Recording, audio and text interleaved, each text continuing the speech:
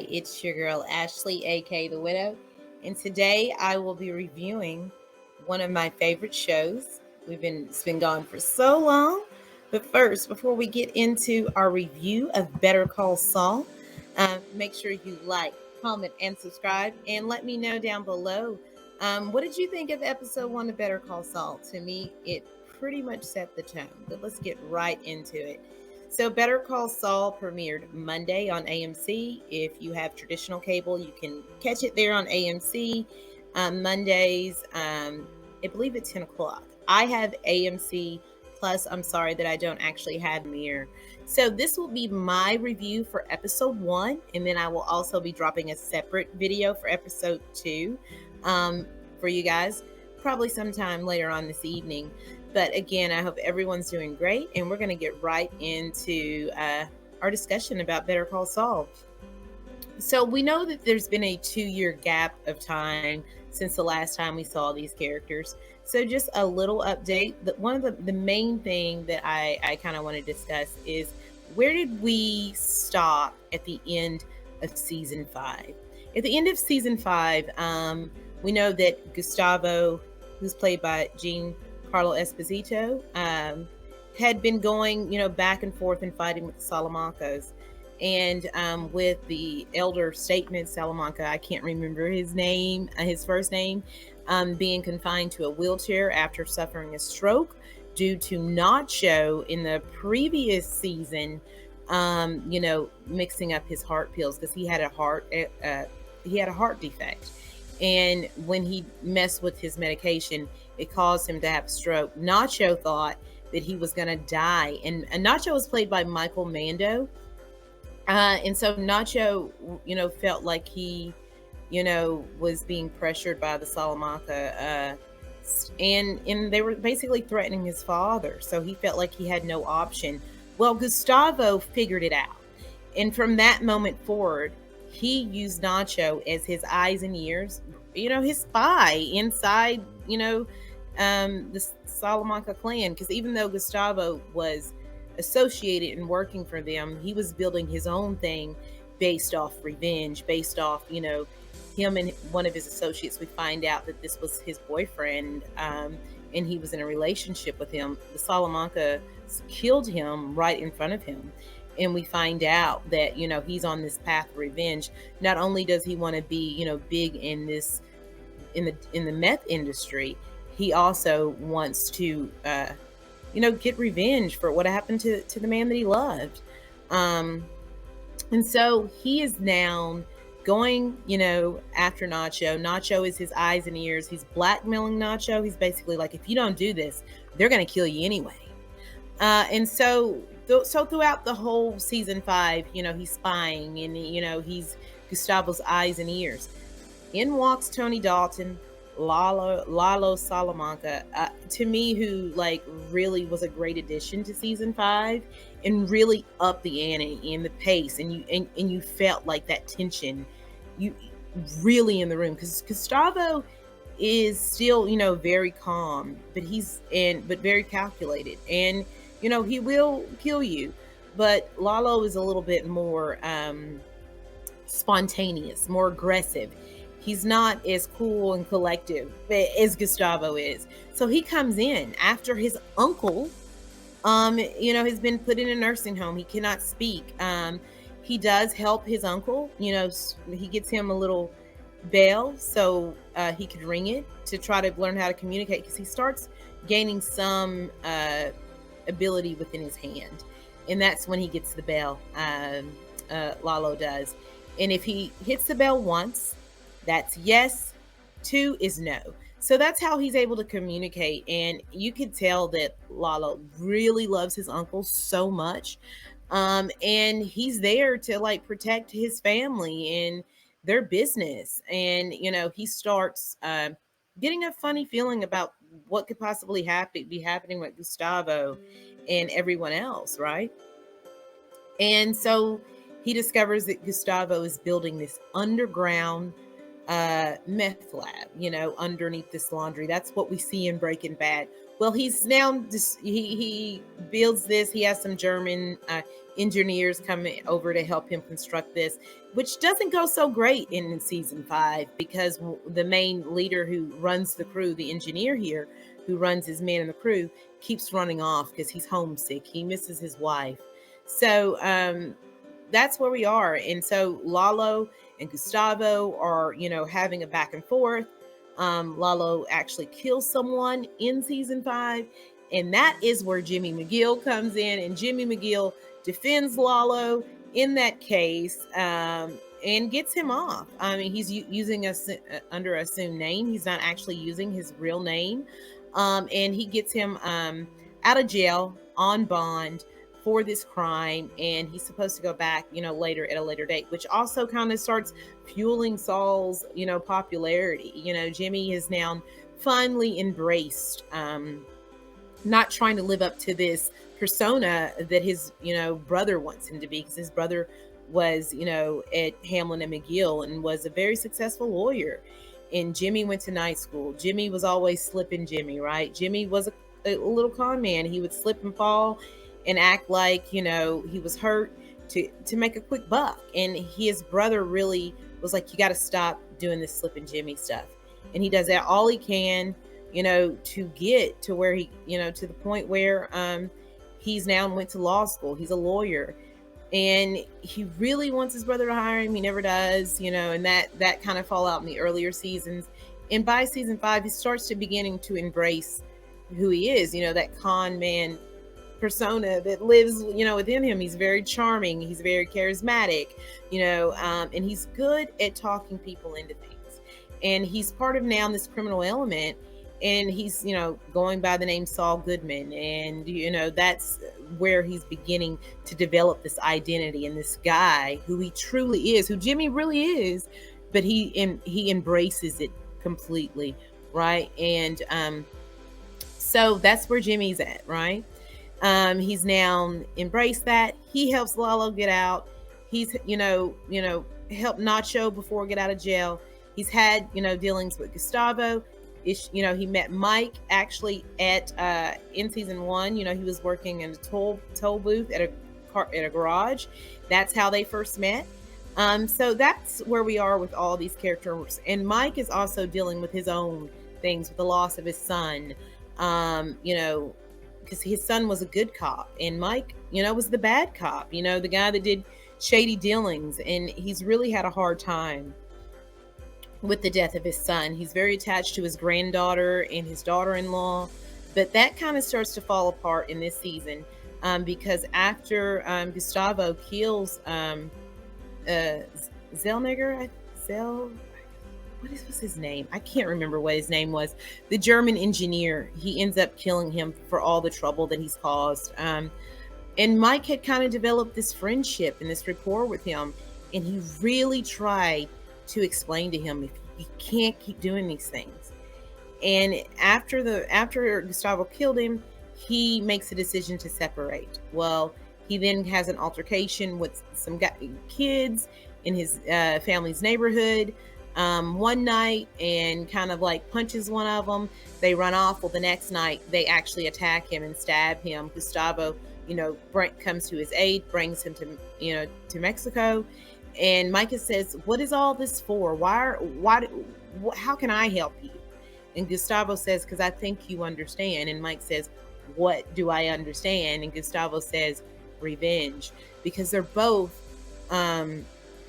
living kind of a lifestyle. Mike wanted revenge for the death of his son. Gustavo wants revenge now, currently, and still and actively seeking it against the Salamanca family and what they did to his loved one, the person that he loves, his partner. And then Kim, we see her in this, she still loves her job. She's fighting for her client exclusively. And then, she kind of gets despondent a bit when she realizes she's working for Mercer Vote, and they want to, take this elderly gentleman off his property when everyone else was really willing to leave. He was not. And so she ends up bringing Jimmy in, and Jimmy, helps this guy. He comes up with a lawsuit to go against Mercer Verte when he realizes that they're stealing another um, reservation's intellectual property. And he tells them, I can file this and we can be in courts for 3 to 5 years, or you can, design your plans and read in the property and the land that you're going to use, so this man could be in his home. And it's a shady tactic, but it works. And Kim was upset by that because she felt like it made her look like a fool when she was trying to help the gentleman, but also not hurt her client at the same time. She ends up leaving that client, and now she's, working as a public defender, something that she feels really good about. Howard, we see him in season 5. Howard worked with Jimmy McGill's brother at Hamlin and McGill. And Saul always thought that it was Howard that didn't want him to work for the law firm, when it was actually his brother. But Howard wasn't always the nicest guy to Jimmy. But after the death of Saul's brother, he starts to warm up and try to help Jimmy. He's like, I know you're grieving. I understand you're in a dark place. Jimmy's not having any of it. Like, he goes to Howard's home. He gets a bunch of bowling balls, and he throws these bowling balls at his windshield and his windows, right? And then another time he brings in the prostitutes to confront Howard when he's at dinner with one of his colleagues. And the prostitutes come in and say, Howard, you haven't paid us, and completely embarrasses Howard. Howard then goes to Kim and says, Jimmy needs help. He's I don't understand what's happening. I'm just trying to help him. And she sticks up for Jimmy. And then we see, Howard makes the decision that he's going to bring Jimmy down. And now in season 6, we're getting the beginnings of their feud evolve into something else, right? So that is just a little wrap up, a recap of what happened in season 5. There's so many other things that happened, but I know we were 2 years removed, that I kind of wanted to go over those key points, because those key points are important for this first episode.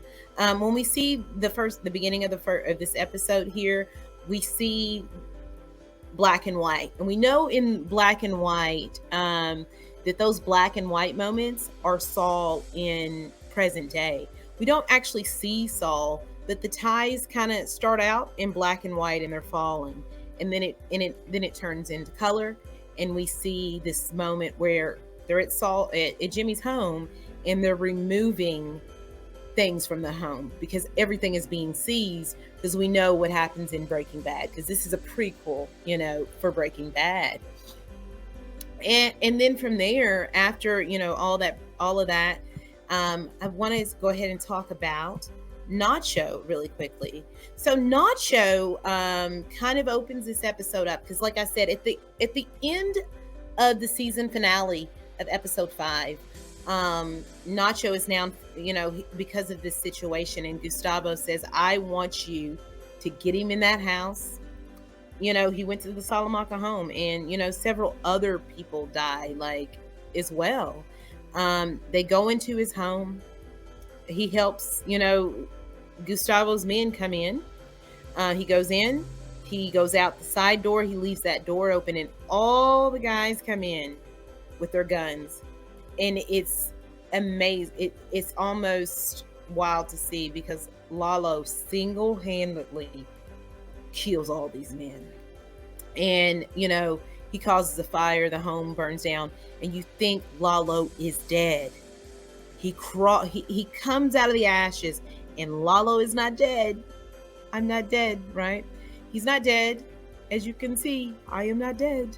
Lalo has that moment. And it's like, they're not getting away from this guy, because he's caused so much trouble last season. And now he knows that someone attempted to take his life. And so he's going to even be more aggressive and more spontaneous and more just, in your face. And he is going to kill you. He's killed several people in this episode. So when we get to Lalo, I will explain to you a lot of that. And like I said, Michael Mando plays Nacho here. Nacho actually, I love Bob Odenkirk. I love him. It's Jimmy McGill and Saul Goodman.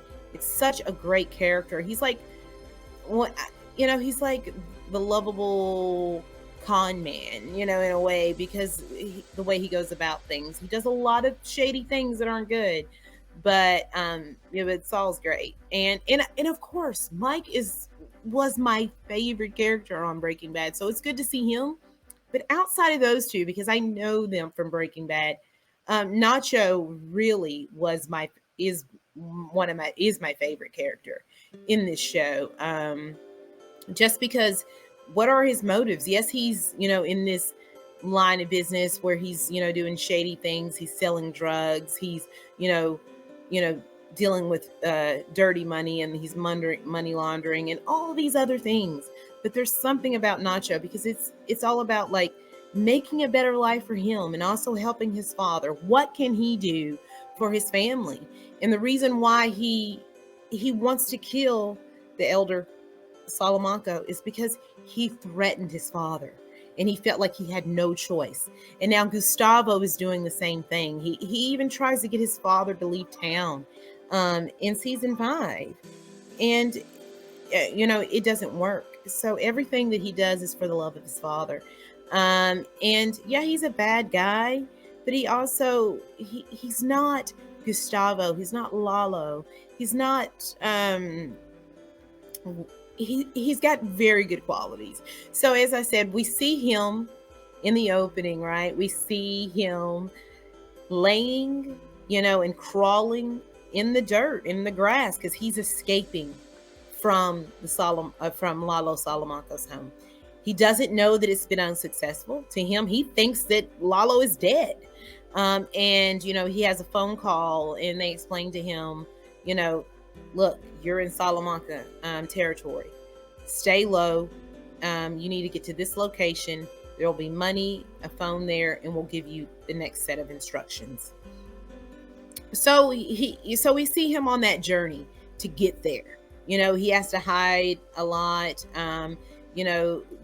from the police and things like that. And he's also in Mexico at this time, and he's hiding. He's trying to get back to New Mexico, because that's where the show is, in Albuquerque. That's where the show takes place. Obviously, he's trying to get back home, and he finally gets to this hotel room. And when he gets into the room, he starts to feel like this uneasy feeling, right? That something isn't right. And I think he's starting to realize that his life might be in jeopardy, because as we find out, when Mike, there he is, there's my guy. Mike is having a conversation with Gustavo, right?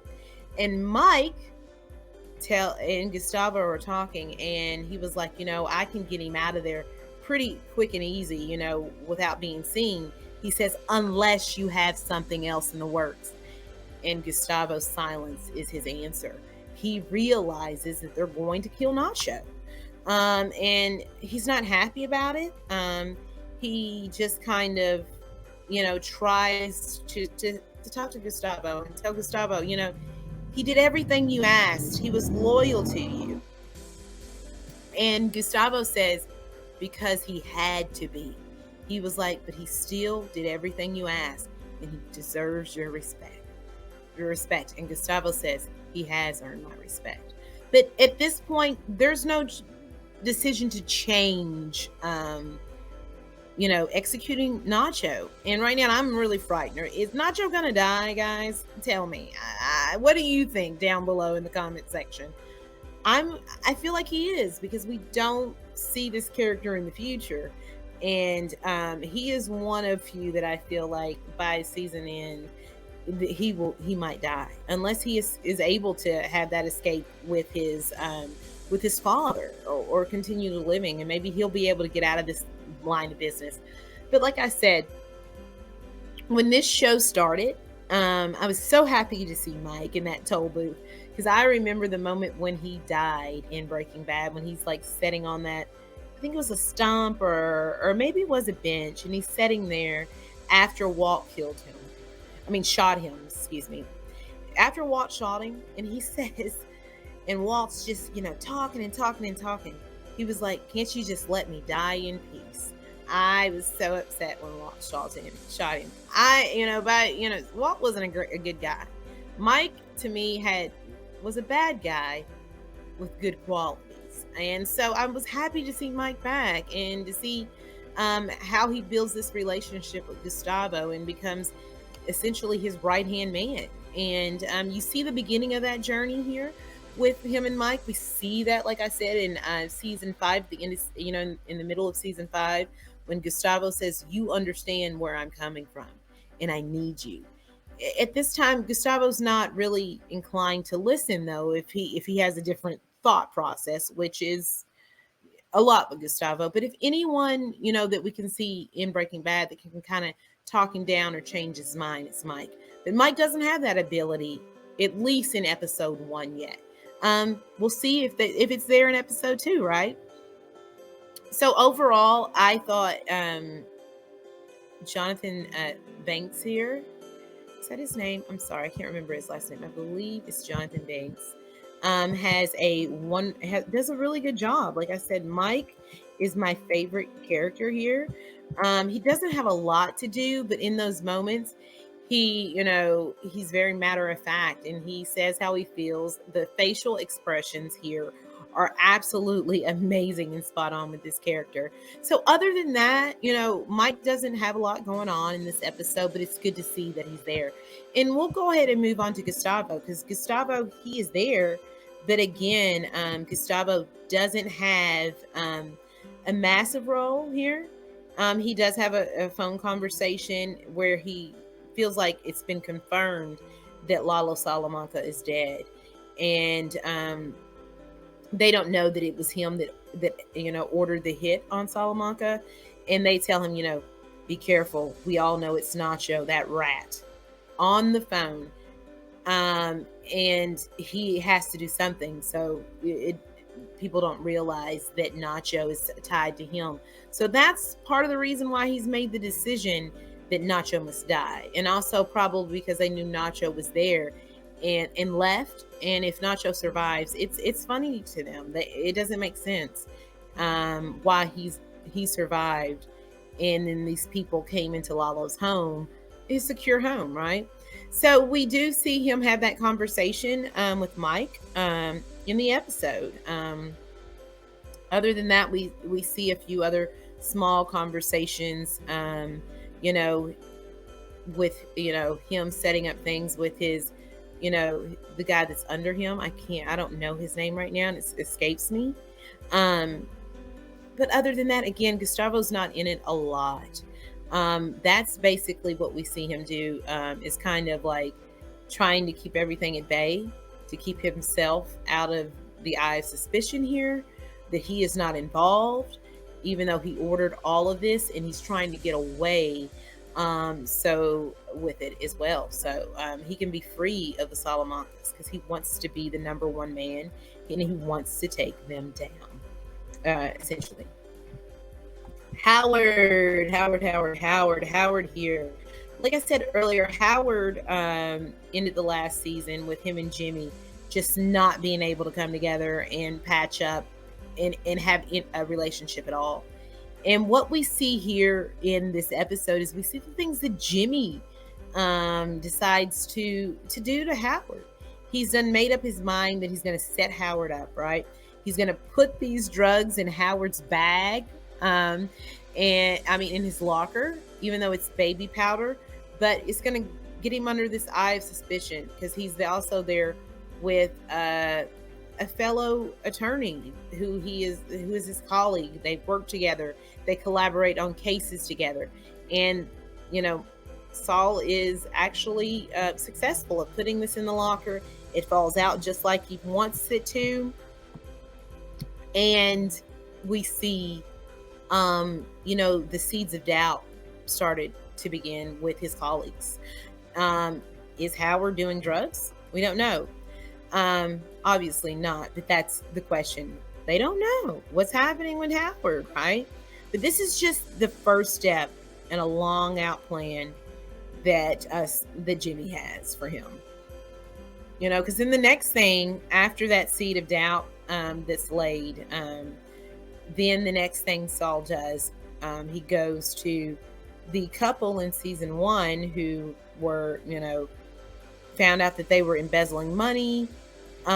He goes to them because originally he was going to represent them, and the wife didn't really like Saul very much, right? And so they go to Hamlin, and Hamlin and Mcgill. Howard is the lead attorney on that case. He drops these seeds of doubt to this couple, under the guise that he wants to represent them, but he knows that they're not really going to ask him to do that, and gives them this information about Howard being on drugs.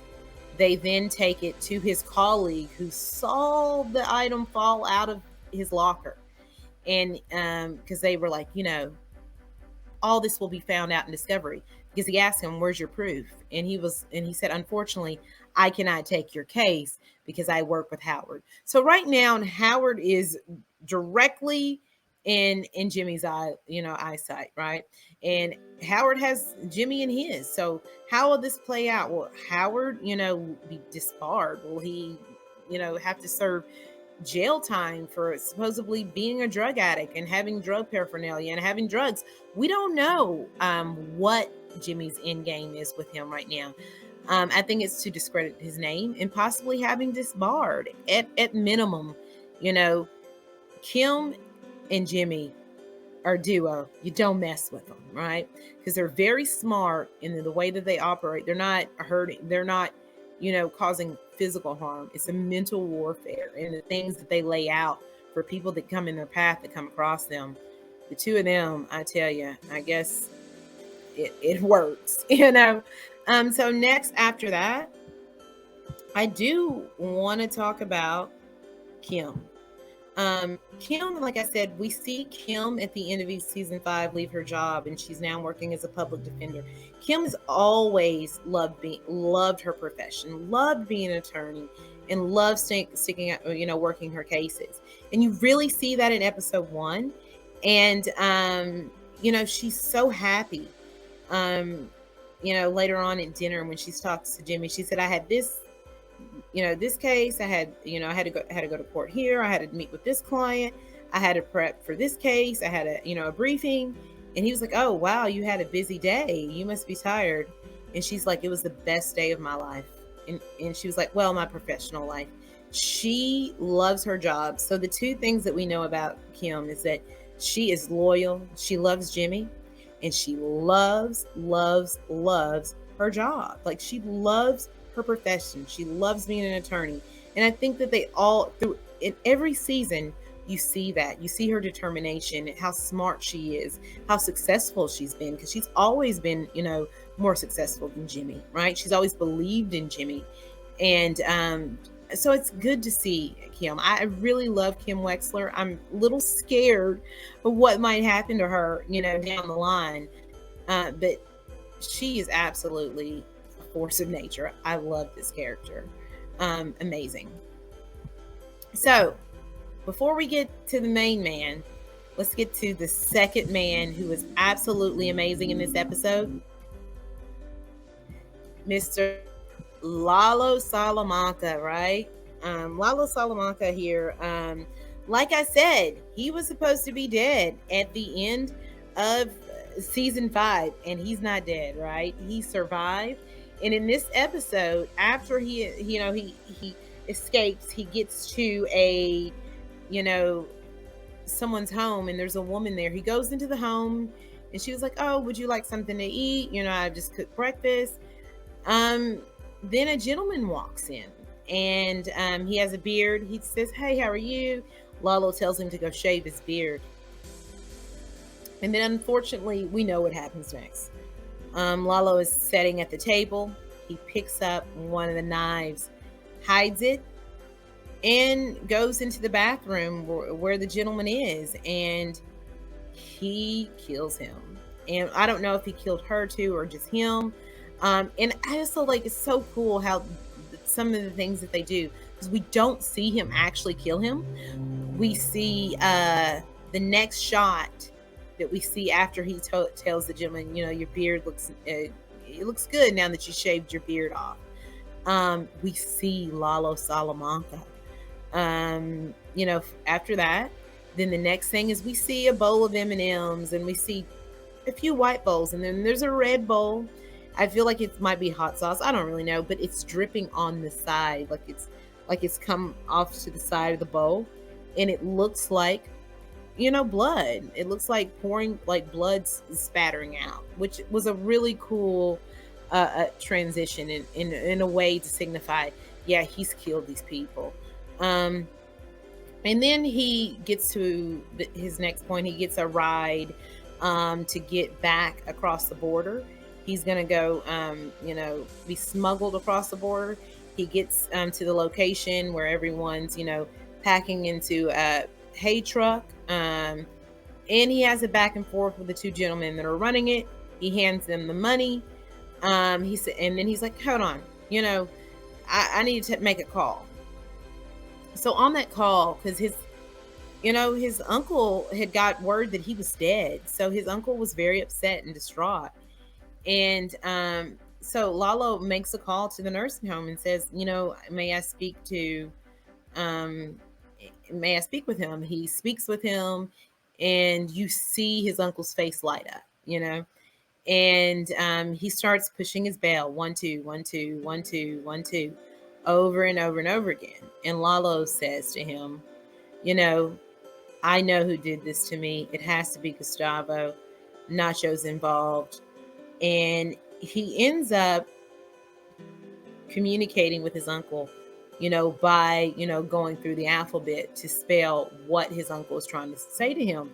And what his uncle says is proof. They need proof that Gustavo has done these things. And then that's the point where Lalo makes a decision. He's not going to go across the border, right? He's going to figure it out. It's probably best that they think that I'm dead, so he can strike, so he can come at them and they won't see him coming. So he goes back to the gentlemen who were, getting to smuggle the people across the border. And he says to them, I've had a change of heart. I'd like my money back.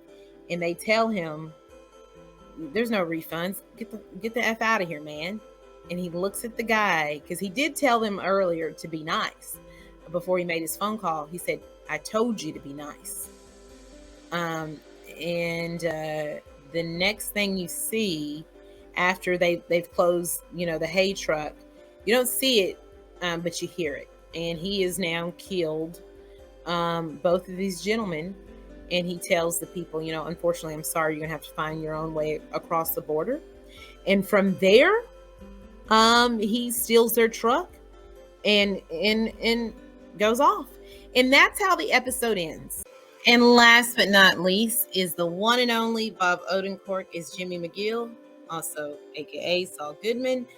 And the main two things that I kind of want to focus on with his character is because his stuff really revolved around Howard, an incident about Lalo. Lalo is not actually there, and then also how he sets up Howard even more later on in the episode. So with Lala Salamanca, he has that conversation with a prosecutor. He's at the courthouse, and they're like, we would really like to talk to you. Lala Salamanca, he's been MIA. We can't find him, but he's not going under that name. He has he's going by Guzman. I can't remember the first name. The couple that vouched for them, they cannot locate them. The address that they provided is like a local fast food restaurant, and they're asking Jimmy Mcgill, I request your presence in chambers, and he's like, I can't do that. We can talk about this in 6 weeks at the trial, and because he got Lalo off on bail here, and he walks off, and then so that's the only situation that he has really with Lalo, but that's one of the main things that he has going on. Outside of most of his time in this episode is focused on setting up Howard, how to take Howard down, and all those steps along the way. His first step is to plant the baby powder that I talked about when we talked about Howard. But how does Jimmy McGill go about doing this? He goes to a golf club, pretending that he wants to become a member.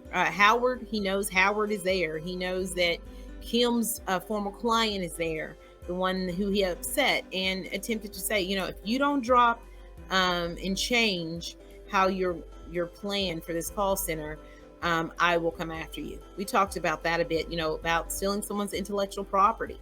So he's there. So when Jimmy gets there, he introduces himself as Saul Goodman. He starts, the tour in the lobby, and then Kim's former client sees Jimmy McGill, and he asks the operations manager to come talk to him. And we don't really know what the conversation is, but we can obviously tell that Kim's former client is not very happy at all. She's quite upset, actually. And he comes back over and he tells Jimmy, you know what, actually, we have a 2-year waiting list. So we can take your name and your number. And when a spot comes open or if something changes, then we can bring you in. And he was like, well, can I finish the tour? And he's like, no, we've actually also canceled tours. And he proceeds to walk away. Jimmy then basically calls him out and says, if you are over memberships, you would know that you have a 2-year waiting list and that your tours are canceled. He was like, the red carpet was laid out for me until you found out that I was Saul Goodman. It's always my name. So he causes this big scene, and it's really a diversion so he could get to the next point along the way that he wants to get to. And the operations guy is like, oh, I'm so sorry that happened to you. That's not how we like to conduct ourselves here. And Jimmy says, I understand and I appreciate you, but can I please use your restroom? This is causing me a lot of stress. So he's like, sure, go ahead. So he goes to the restroom. He clogs the toilet up. And then after he clogs the toilet up, he floods it, of course. He goes and gets the attendant who is, actually over the restroom area and the lockers, who checks out lockers and records people's names. He goes to clean the restroom up, and while he's cleaning the restroom,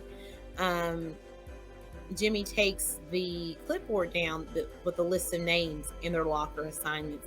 He finds Howard Hamlin's name, and he goes to find that locker. And once he discovers it, Kim then sends him the message, abort the mission, abort, because she's a lookout and she's watching Howard as he's golfing, and they're just wrapping up and they're going back to the clubhouse.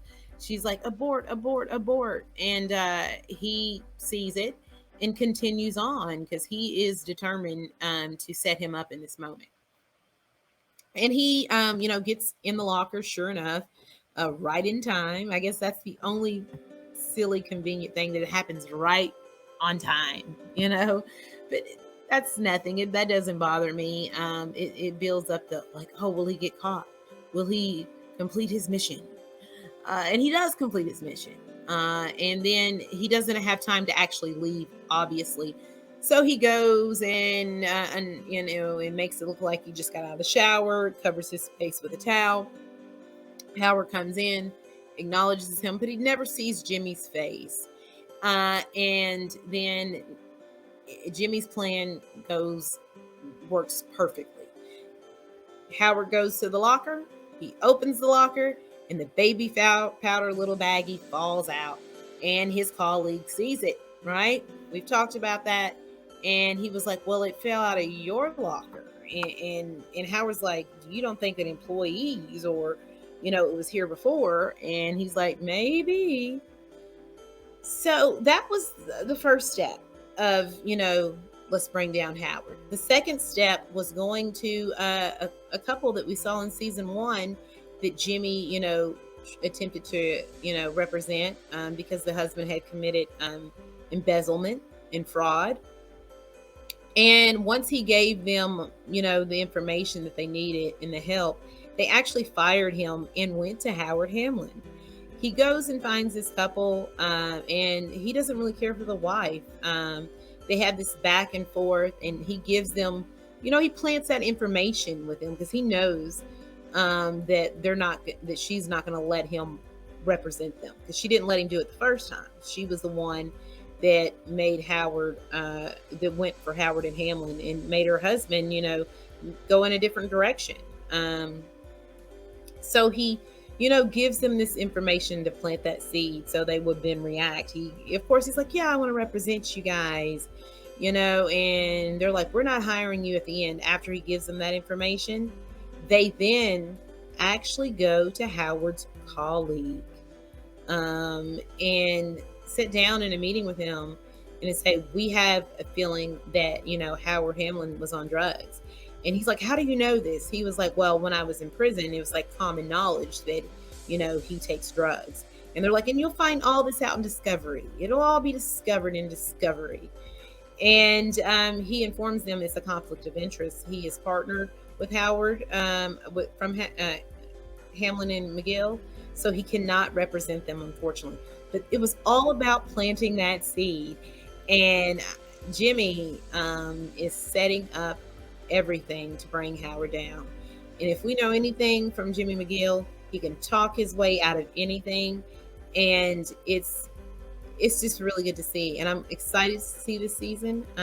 Good to know that Bob Odenkirk is, healthy and being able to work again. Because I really, really enjoy this character. And I enjoy prequels sometimes, especially when you see them transform and become this character. Of course, his story wasn't as, urgent or as fast paced as Walter White's, because, Walter had cancer. This is someone who's wrestling with who he thinks he should be and who he feels that he really is. And you get that after the death of his brother, he just embraces it because he tried to live up to what he felt his brother wanted him to be. So and he finally decides he's not going to do that. And again, of course, he's the shining star out of everyone in the cast, but everyone here is really, really strong. And I can't wait to see what else Jimmy McGill gets himself in as we go along this season. The thing about this episode, it sets the tone so well for the things that are going to come. And you don't know how the story is going to play out. There are a few people, that we know are going to survive. But we also don't know where Jimmy McGill is going to end up because, he was able to get away. He has this fake identity. That identity, however, was discovered by someone who recognized him in season 5. What is going to happen to good old Jimmy McGill? He was working at the Cinnabon place. He had a heart attack. What could possibly happen to him in the future? That is the biggest mystery, because all of those black and white moments are in present day. What's going to happen to Kim? Or did she just end up leaving Jimmy? At this point, I don't believe that. Or does she die? What's going to happen to Kim Wexler? What's going to happen to Nacho? Is Nacho going to be able to escape the season finale or the halfway mark? Where will Nacho end up? Will he be able to save his father and himself? I don't know. I feel like Nacho, it's not looking good for Nacho right now. And Lala Salamanca, is he going to survive? Is he going to, take a few people down with him if he dies? Is he going to end up in prison because he does have a murder charge right now? Or will they kill him? What will happen? In a way, and I really, really like Tony Dalton here as Lala Salamanca. And I remember seeing him in this show, and I was so pumped that he was going to be in Hawkeye, and it was such a disappointment, such a contrast of characters. Lala Salamanca in season 5, what he brought to that season and the things that his character is bringing so far to season 6, Tony Dalton is absolutely fierce in this role. So spontaneous, gives no cares, but it's dangerous because he can get caught probably, but he's also quick and smart, even though he does things at the drop of a hat. So what's going to happen to him? We know what happens to Mike. We know what happens to Gustavo. And where will Howard end up? Will Howard end up in being disbarred or jailed, or just his whole reputation being destroyed by Jimmy McGill? Let me know down below your thoughts and opinions on this episode. Like I said, for me, this is a 9 out of 10, guys. I'm your girl, Ashley, aka The Widow. And you know what? I'm about to be up out of here. You will have a wonderful, wonderful night. And don't forget to stay happy and healthy. Bye.